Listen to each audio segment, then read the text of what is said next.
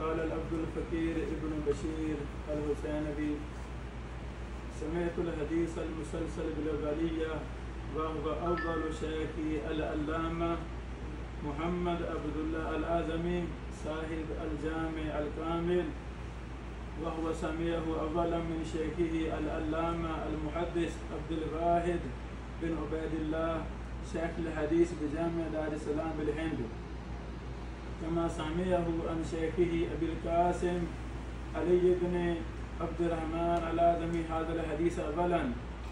قال: حدثني الشيخ إسماعيل الفريابي هذا الحديث أولا.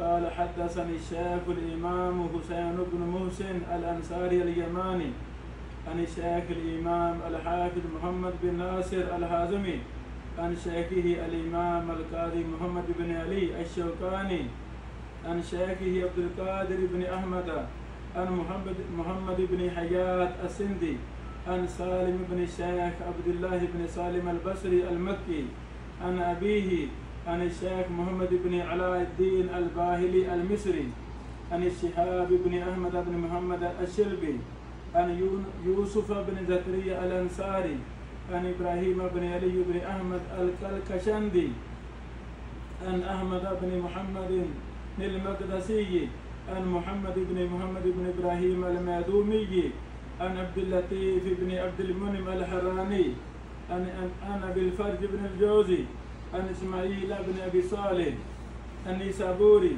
عن أبيه عن محمد بن محمش الزيادي عن أبي حامد محمد البزار عن عبد الرحمن بن بشر بن الحكم النيسابوري عن سفيان بن عيينة عن عمرو بن دينار عن أبي كابوس مولى عبد الله بن عمرو بن العاص عن عبد الله بن عمرو بن العاص رضي الله عنهما عن رسول الله صلى الله عليه وسلم قال: الراحمون يرحمهم الرحمن تبارك وتعالى ارحموا من في الأرض يرحمكم من في السماء.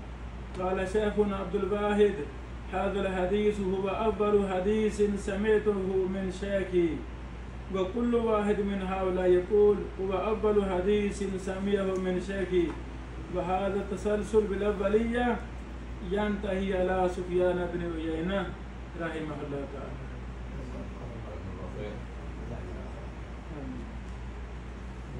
حديث المحبة هو عندكم موجود؟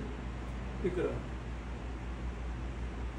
لا، حديث المحبة غير موجود. أيوه عندك موجود؟ اقرأ. حديث معاذ بن جبل رضي الله عنه: يا معاذ إني أحبك في الله فلا تدعني. بل أحسن شيء يعني أطراف صحيح البخاري قبل حديث وآخر حديث، هذا أحسن شيء. اقرأ. في الحديث كتاب موجود. لا ما في محبة. الرحمة؟ أيوه. لا، المحبة. لا هو ما في. يعني